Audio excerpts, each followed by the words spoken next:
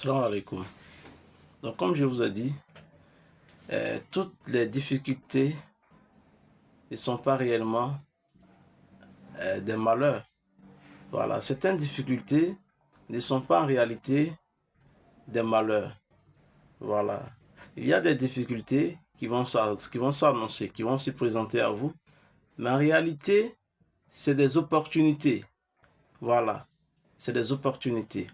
Donc, les frères de Youssouf ont voulu faire du mal à Youssouf, ou bien on peut dire même qu'ils ont fait du mal à Youssouf, parce qu'ils ont été jaloux.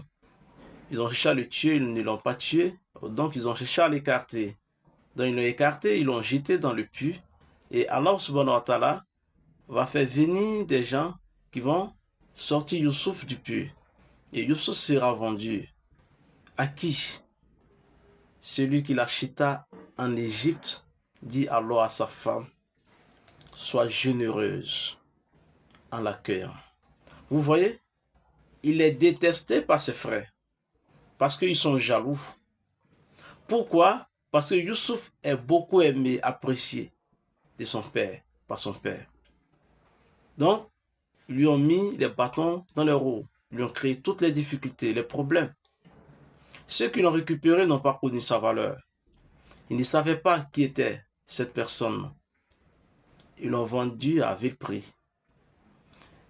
Youssouf vers la gloire, mais pas une gloire facile, hein, avec des difficultés encore, avec des épreuves. Mais cette fois-ci, ça sera une autre forme d'épreuve. Il a eu d'abord l'épreuve de ses proches même, ses frères. Maintenant, deuxième étape, il va vivre maintenant les épreuves de l'extérieur, c'est-à-dire les épreuves de dehors, de la société. Youssouf sera maintenant chez le roi. Celui qui l'acheta en Égypte dit alors à sa femme, sois généreuse en l'accueillant. Vous voyez, on parle de la générosité, on parle d'accueil, on parle de la douceur.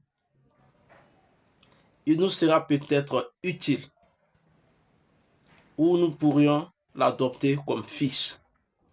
Donc c'est ainsi que Youssouf sera maintenant adopté dans une maison de grandeur, de noblesse, dans le luxe, dans la royauté. Voilà, et maintenant, il va faire face encore à d'autres problèmes, à d'autres épreuves. Dans les épreuves là, on ne peut pas fuir les épreuves. Voilà, c'est-à-dire quand c'est un programme de Dieu, tu ne peux pas échapper.